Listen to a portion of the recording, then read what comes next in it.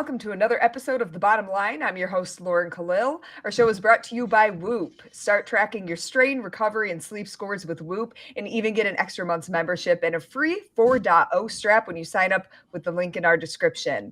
If you like listening to us chat about CrossFit news and everything that's going on in the sport, make sure to like and subscribe to our channel. On today's episode, we're having some fun with Chase Ingraham and Jamie Hagiya as they pick who they think the most talented athletes are in CrossFit. So when we talk about talent, your picks, they don't necessarily need to be who you think is going to win the games or even podium, just really who are some of the best athletes in the sport.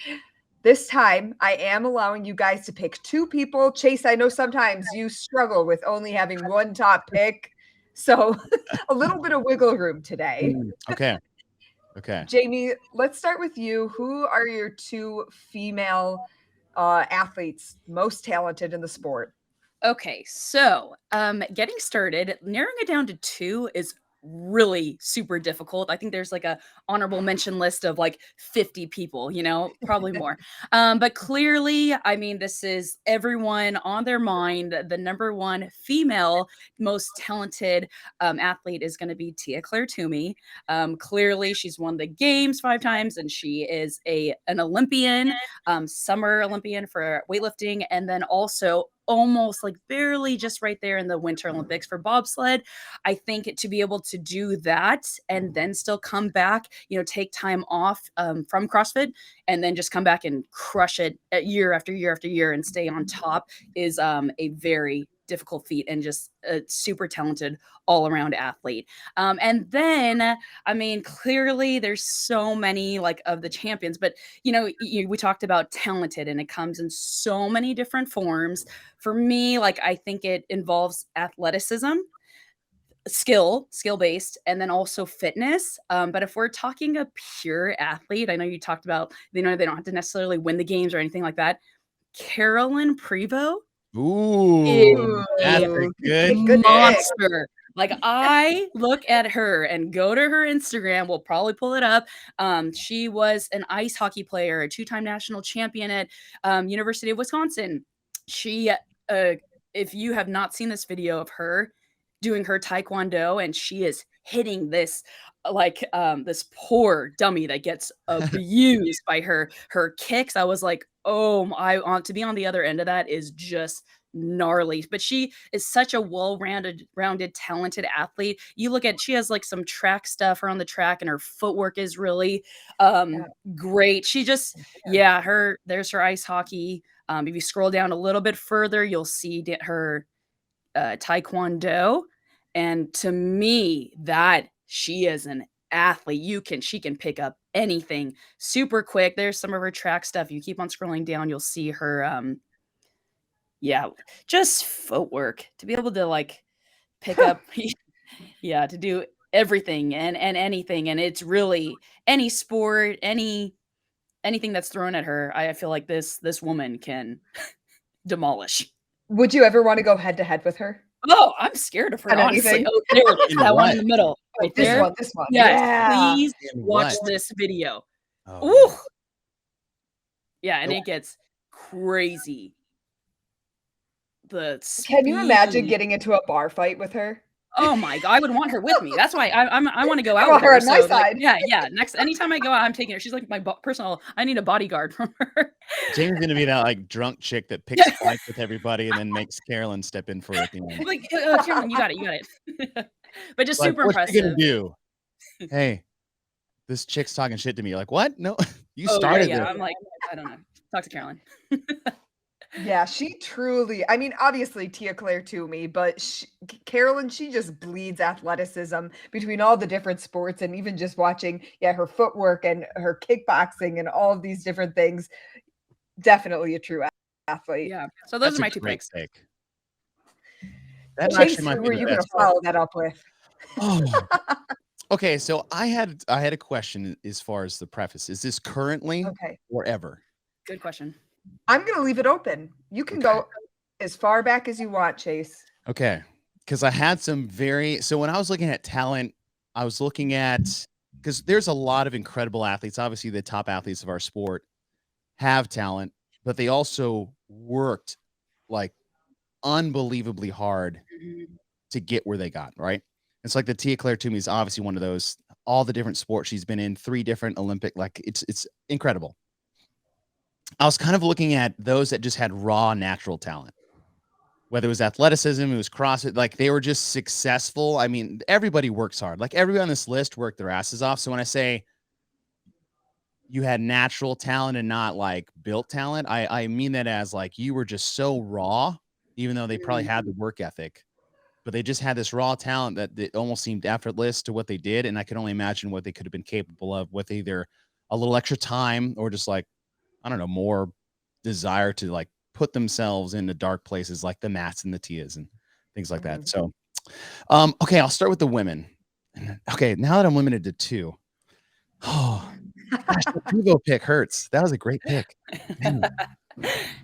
All right, I'll do a current one, and I'm going to do a throwback one.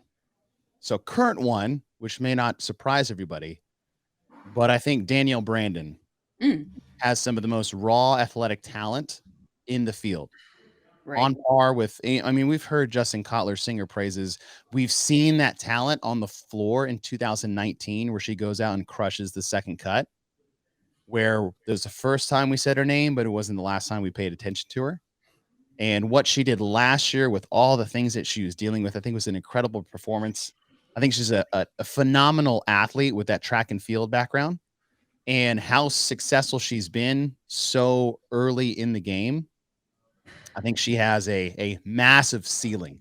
So for Danielle, I think her ceiling is so high right now that we have no idea what she's actually capable of. I agree. And then the second one, okay, this is hard.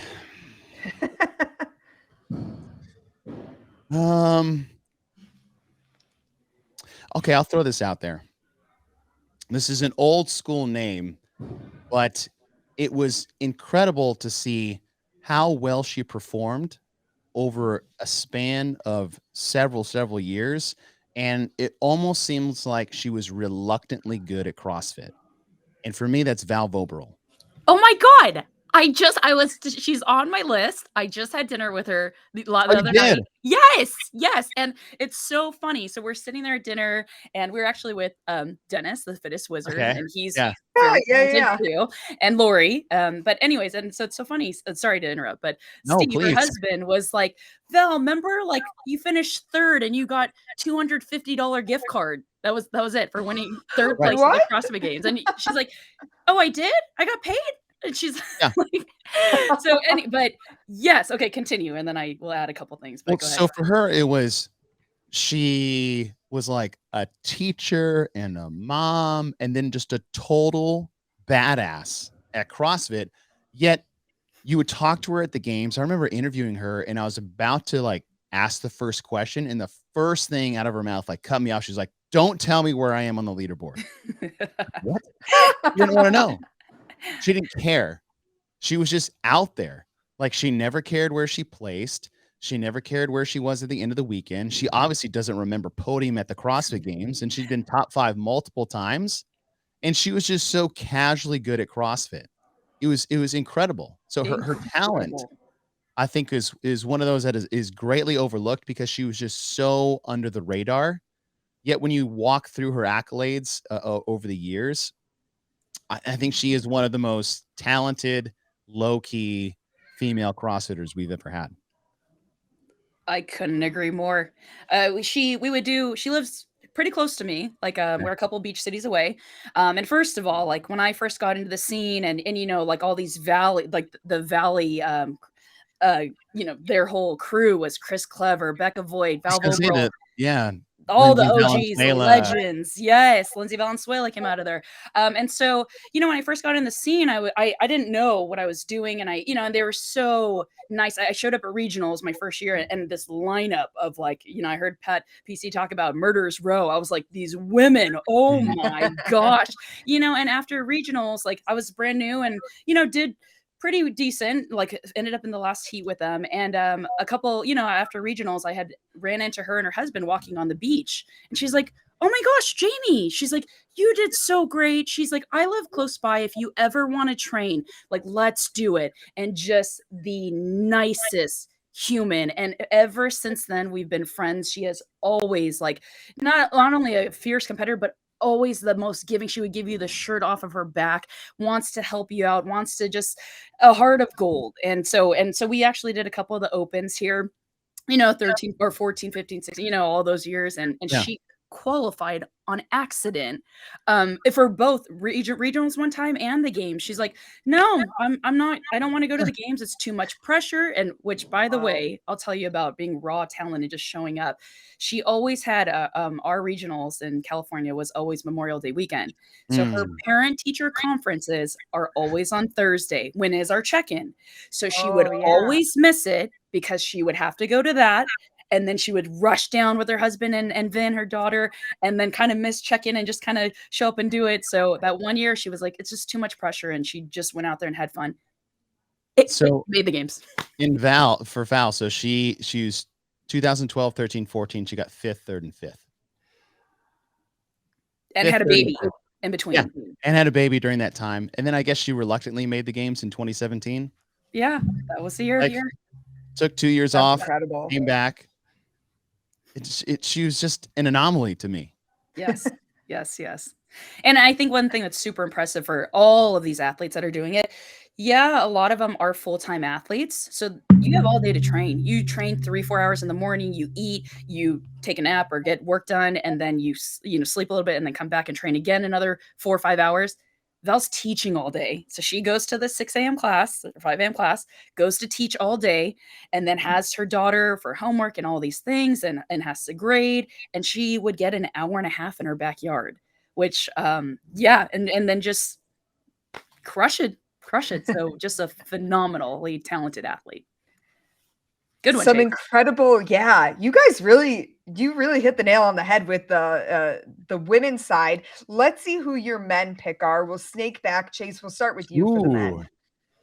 Okay, can I put like an over one? I feel like this is kind of a sellout one, but I would label this person as the most talented CrossFitter I've ever seen. Okay, go. I think it's Rich Froning.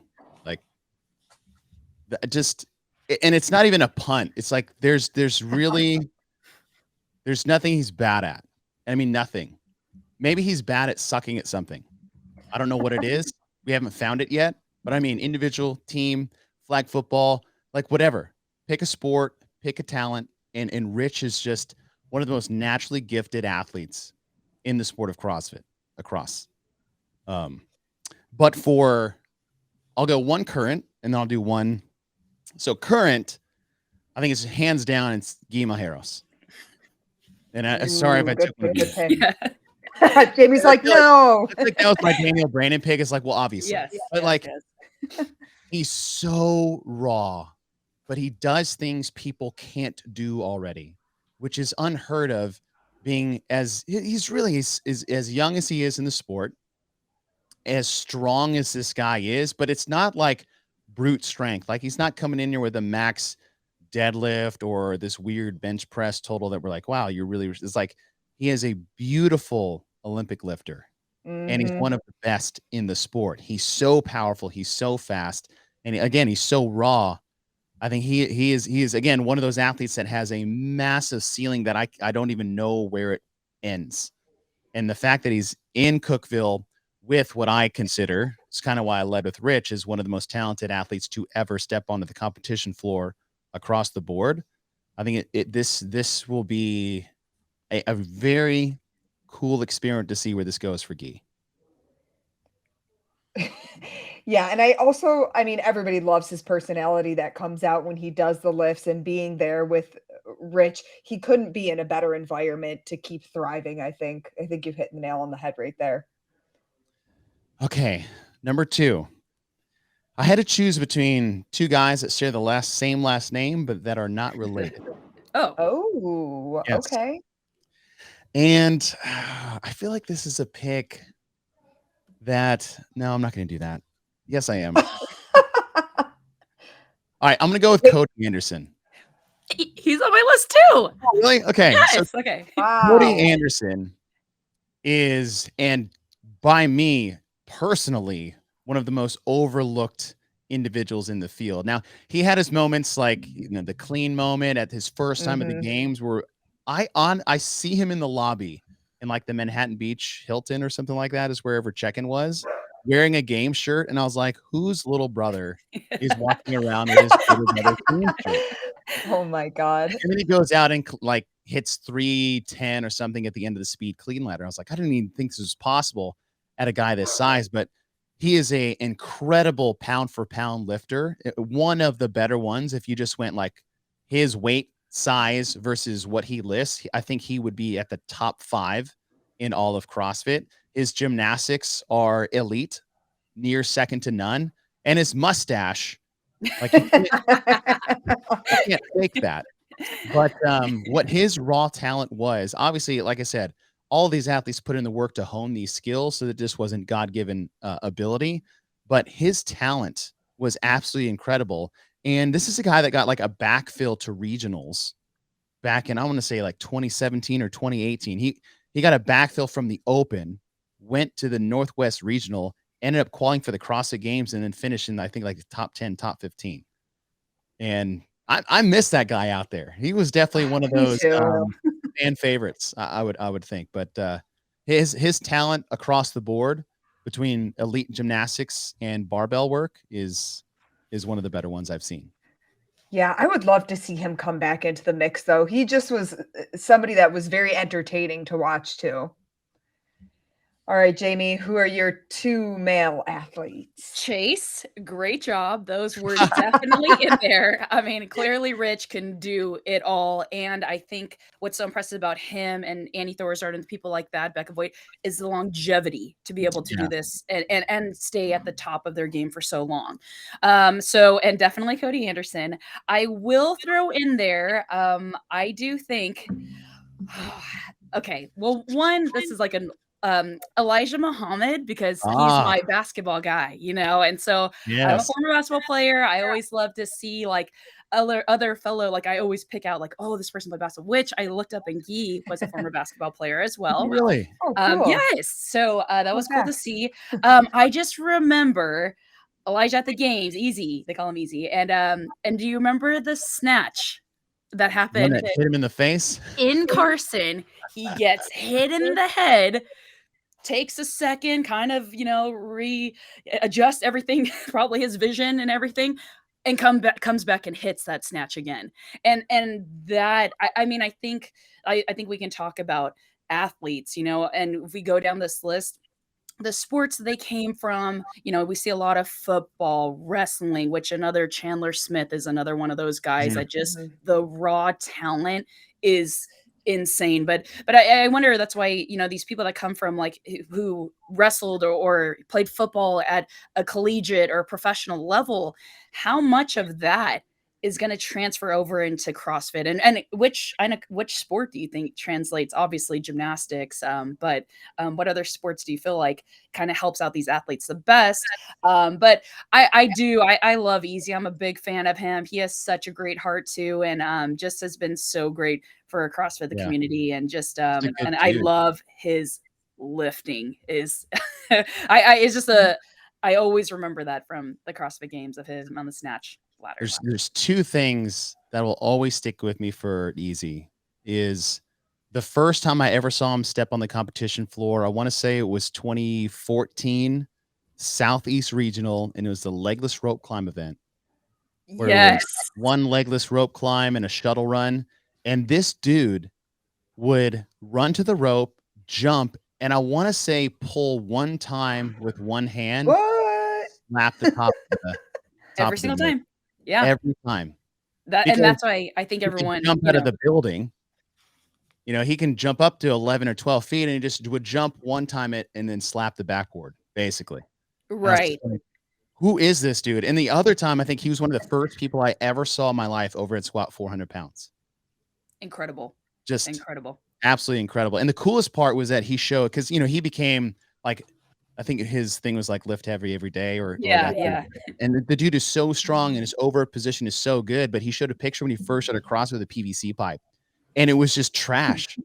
And so it's just to show you, it's like, yes, I might have some of this like God-given athletic talent, but I also had to put in a lot of work to get to where I'm at the same time. That's an awesome pick. He's a great dude, great pick. I love that one. Yeah, and I just think of overall athleticism, like it just is like you talk about his vertical jump. And what's interesting is like people that come from different sports, like their lateral movement, their reaction time, like some things that, you'll see that in the CrossFit games, some of the like the sprinting, the zigzag, that kind of stuff. And that's when you'll see the athletes separate themselves from, Yes. the Yeah, for linear sure. athletes that just go straight. If you're taking these big roundabout ways around the cones, you're like, ooh, okay. And then you clearly can see right away that was an athlete. I just play the hey catch game. Which one?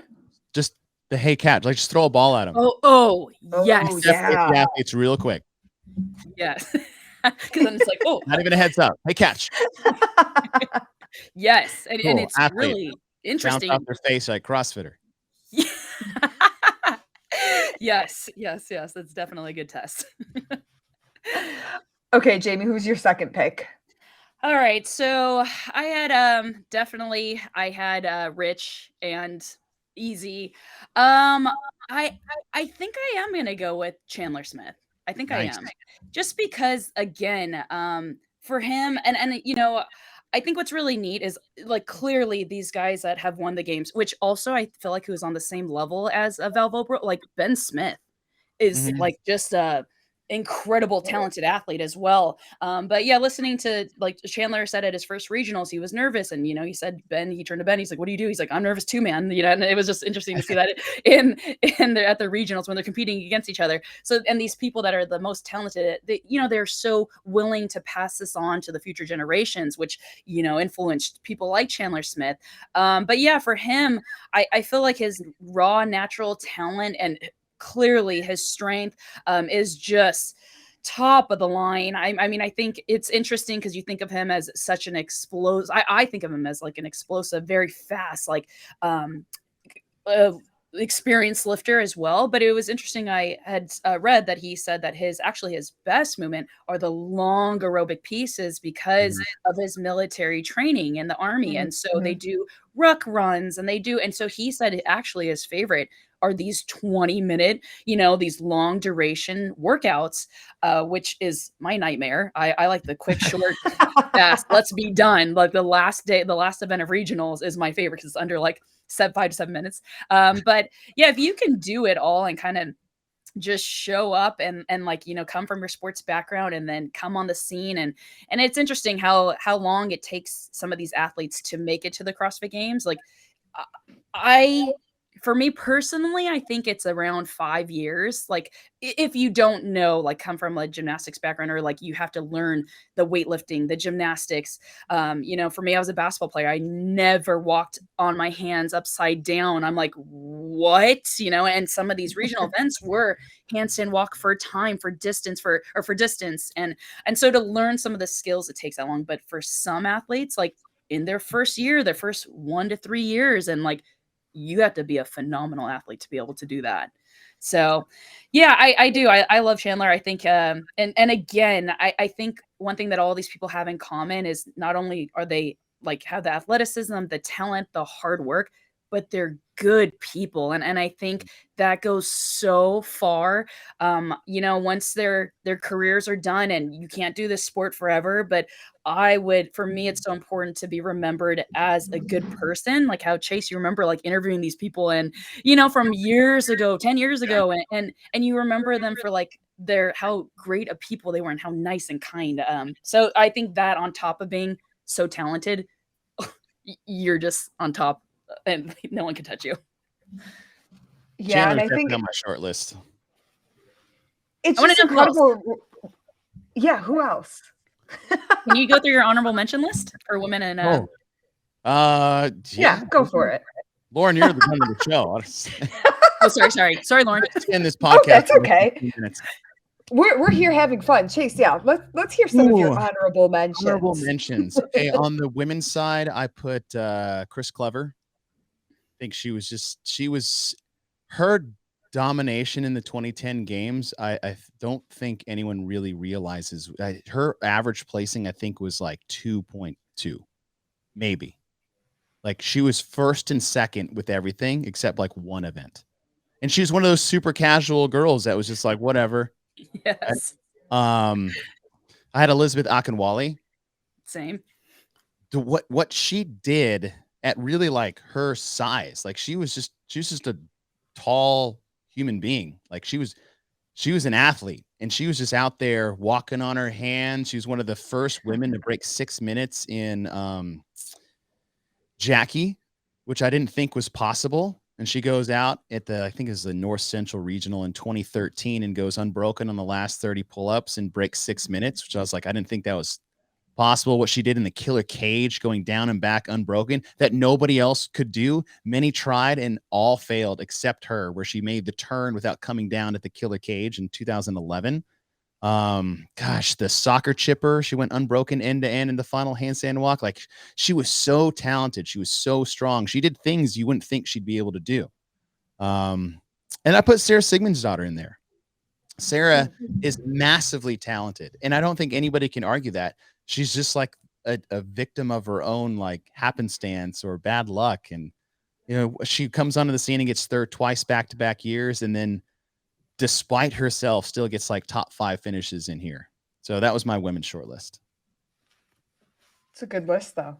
Yeah. All very they're all true athletes, and I think it's so hard to define like who are the athletes and who aren't unless Chase is on the sidelines throwing a ball at them. Right, Which you can maybe do this year. Across the game, and you just hear, "Hey, catch!" You guys know where this originated. I just have That's amazing.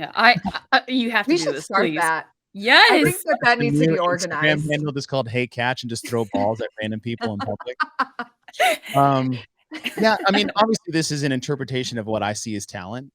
I think, like you said, there's no clear line, so it's more of just what my perception is. On the men's side, I said a share name, Alex Anderson. I thought was a massively talented individual that I think his career was cut short due to a back injury. He was so strong, so fit, and it was, like I said, it just seemed effortless. Plus, he was so good looking. And then I put that's another show. I thought Jacob Hepner was an incredible athlete. And when he was at the games, he was really at his best. And it seemed like the biggest problems he ever had was either in the open or push-ups. Which I think was whatever. But that's also another show. Yeah, but he was just like, he was freaky athletic, and he was so talented at what he did. And you know, when he retired, I was kind of bummed. I was always a big fan of just the way he like presented himself and carried himself at the CrossFit Games. He's so fun. He mixed it up with everything, and I think Hepner is one of those underrated athletes too.